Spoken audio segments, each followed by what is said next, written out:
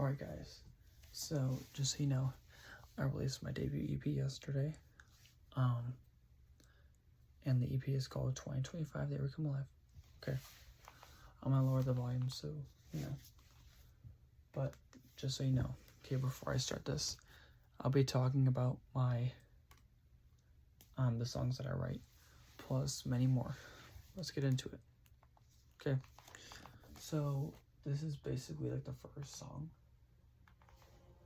2025. Okay, so we're gonna do this in order. So 2025 was a song that I wrote, similar story to What Are You Doing Today? But these songs were actually just a tribute because during the time, I think it was like last year, I remember and this is a true story.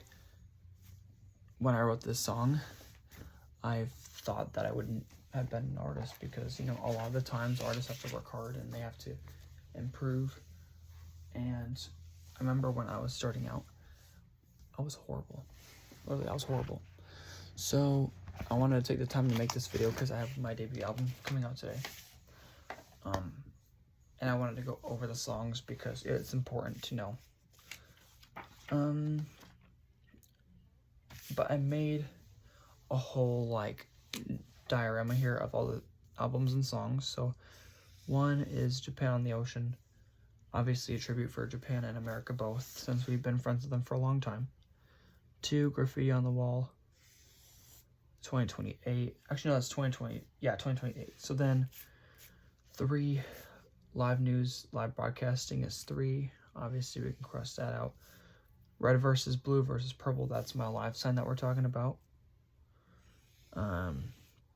Cross that off.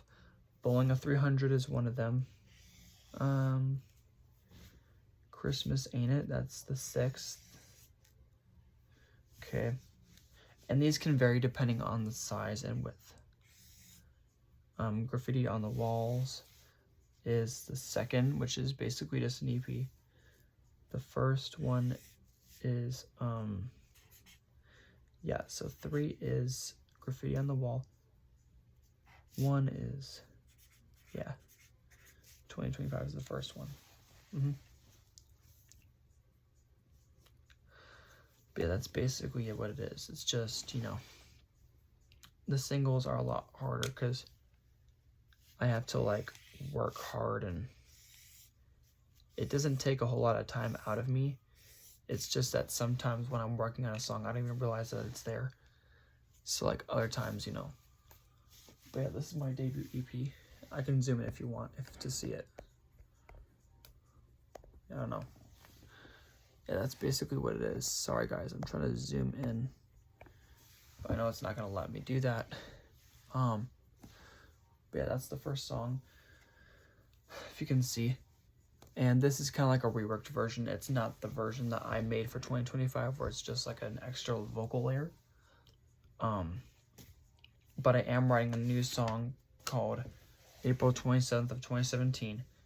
This song is quite different and it's not the kind of song you hear every day. But I wrote this song because, you know, we all have times in our lives where we go on a verge of a nervous breakdown.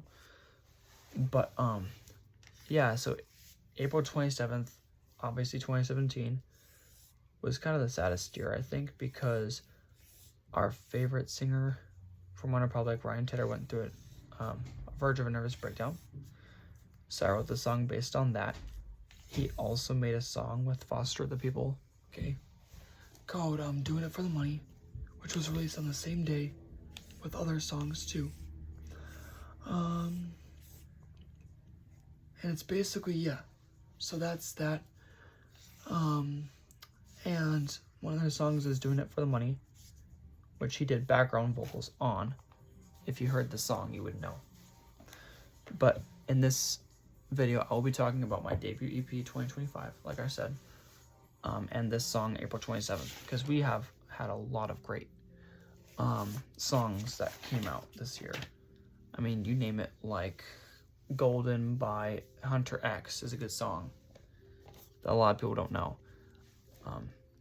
But this song is practically the reason why I started being an artist. So that was that song. Unbreakable Fire is a great song.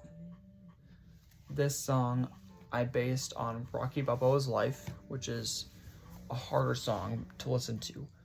But when you get the hang of it, it's like you don't know what happens at first and then you do. I made a music video for it. Like if you saw the music video, you know what I'm talking about.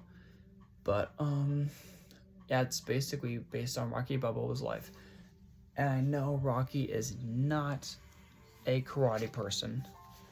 I just made it look like that because it was supposed to be part of the video and I had no other way to shoot it, sadly. Apologies, Stallone. I know that movie was hard to shoot, and I'm not criticizing anyone. I'm just saying that Rocky was a hard film to shoot otherwise, but no offense, just saying. Rocky was a great film. You know, for all of you guys who do not know, Stallone was actually in Rocky. So, you know, I'm not trying to criticize anyone who watched the film, okay? But, you know, just to get everything all prepared, because I will be releasing an album, I think, later today. For my first one, yes. I'm going to do some interview questions for you guys while you listen to my debut EP. Okay, sorry, there's hair in my mouth. One is, sorry, there's always hair in my mouth. Sorry, do not pay attention at that. Okay. Are you excited about the album? Actually, yes, I am. I think the album would be great for people to listen to. When's the album's release? Well, I'm hoping today because today is the day technically. Okay. But I hope people will have the chance to listen to my first album, which is Japan on the Ocean. What I'm looking forward to the most is winning my first Grammy for the album, obviously. But I'm hoping to win a Grammy for my song 2025. Because when I wrote that song, I thought it would never become #1. Literally. I think it is a hit, actually, because I wrote that song. I wrote it as a dark song, but it's also a really good song. Like, the song is dark, but it's good. I can tell you that. The lyrics are basically based on a relationship that I had for so long, but it ended up falling apart. So, have people heard my songs? Not really. I mean, except for the people who love them. But no, the people who have not listened to my songs yet, and I hope they do. What are your dream collaborations? I mean, I don't know. I mean, my dream collaborations are technically important. But I'm gonna list some for you guys. So that's Unbreakable Fire. If you don't know, I'm just checking the timing. But no, my dream collaborations are, I think I would work with Zedd if I had to, because I'm a new artist. I would work with Kygo, who was a friend of Avicii, who sadly passed away. R.I.P. Peace. I would love to work with Avicii if I had to, but I can't, because, you know. So, plus I loved Avicii. He was amazing. Like, he made songs like Wake Me Up, like The Nights were my favorite. Oh my gosh. He was just so inspirational. Like, his music, his style, you know, his life, you know, like, it was hard to move on from that. Like, I've had, oh my gosh, for a while, I've had a vision in my dream, actually. I had a dream that one day I thought, I will work with this guy. And I have not had that chance. So, I just feel bad. Like, Avicii was such a great DJ, man. He was such a great DJ. He was always coming up with ideas, which I love, too. He made a song with Coldplay called A Sky Full of Stars, which I'm sure you guys already know. It's just, it's so amazing. I can't even imagine, you know. I know, this is my 6767 in time song I made to get rid of the meme. But yeah, I just wish I could collaborate with Avicii. He was such a great inspiration, guys. And I just feel bad that he's not alive anymore. Which I kind of miss him now. Like, Avicii was such a great DJ. not only that, he made like one of the best hits of our time. Like, he and Kygo, man, like, they were both great at what they do. I can tell you that. Kygo and Avicii had the same style of music that they do house and electronic together, which I love. That's what I love about artists. They're able to make songs with, you know, melodies in their head.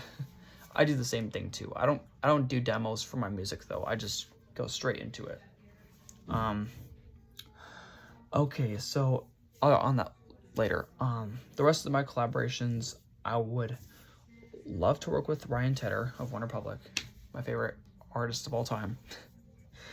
I've listened to a lot of hits by OneRepublic, and I think he'd be great actually if he was on a song with me. Yeah, I love to work with Zed. Foxes, obviously I like to work with her. She's so good though. Like, her voice was on Clarity, and I heard it, and I was like, dang, it's higher. You know, it's higher than like a firework. It is. Like, I can sing too, but it's just not my style half the time. So like, if you hear me singing like in that song now, you're just like, how does he do this? I don't know, guys. I've been singing since I was like 9.5. I don't know. Since like 2014, I started singing, yeah.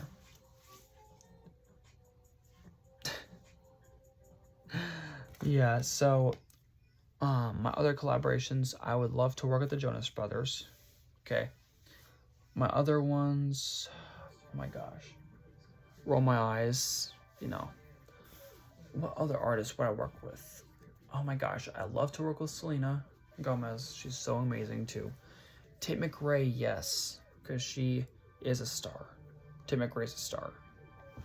You know, I think Tate McRae deserves more collaborations from more other artists, like the ones that are new. Yeah, like she should do a collaboration with me, Tate McRae. Yeah, I bet she's good. She'll be great. I think we could just come up with different, like, you know, melodies for every note we do. But, you know, for you guys to understand that I cannot read music, okay, so it's hard for me to do that.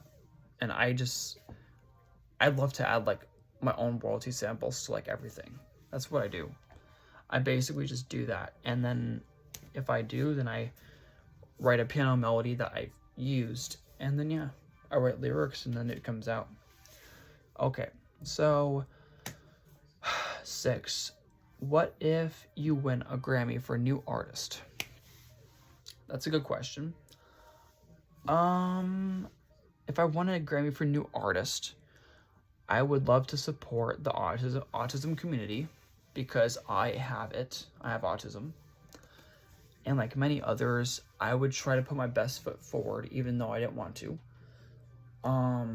It can be hard depending on the situation, but I think that it's important, because without it, you know, you couldn't even do what you wanted.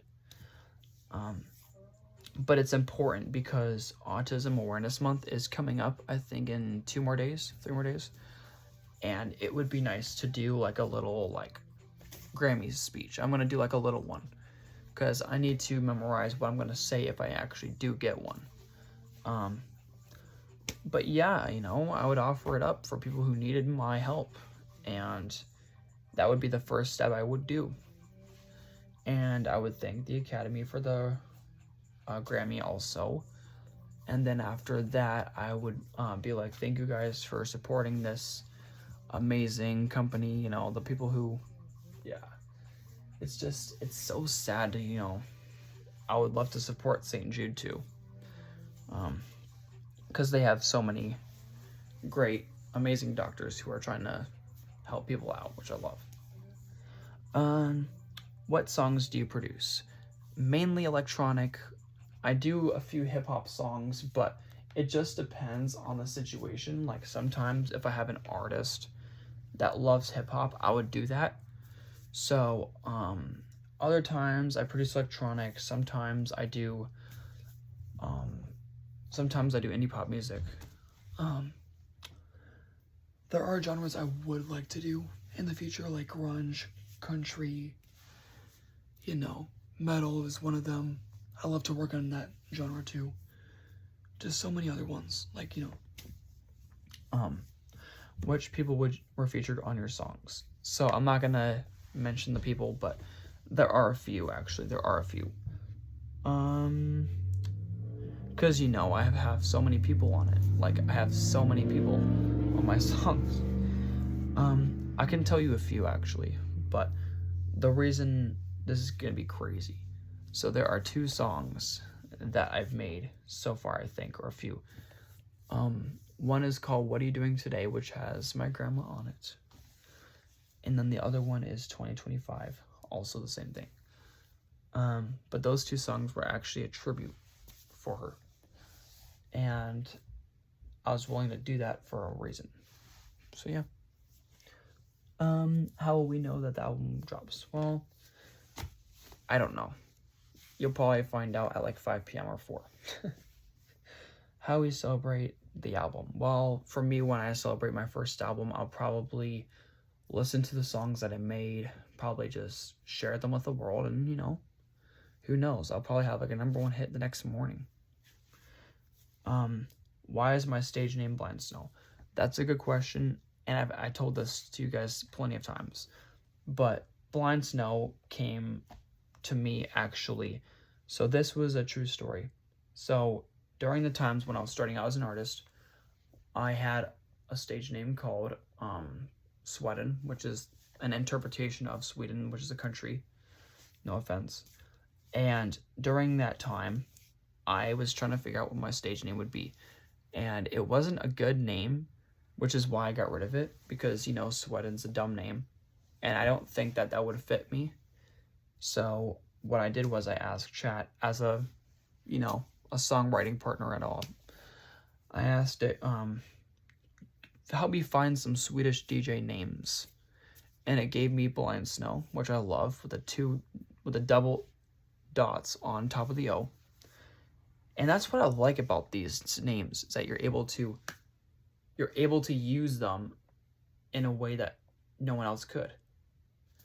So that's my stage name, and that's how it came. How many albums will you create? To my extent, this is kind of a really hard question. I would probably make over like 100 albums in total, or like 130. Because, when you start on a record, you just want it to be perfect. So I think that 130 would be like the maximum of how much I'm going to do. And that's it. A lot of people may not even be able to hit that, but hey, it's a risk. I got to take that risk, You can't leave the one thing behind. But it would be nice to have that, and being able to make music is my life, so I'm glad I got to do all that. Just go with the flow. Like, music is an important thing in the world. You have to be able to make great songs. You have to understand how a #1 is and how a flop affects music. And you never know, someday you guys will have a #1 song, and then I'll probably just be the one who writes them for you guys, and you never know. But that is it for today. Make sure to check it out. Okay. Have a great week, everyone. It's Sunday. But see you guys for another video tomorrow.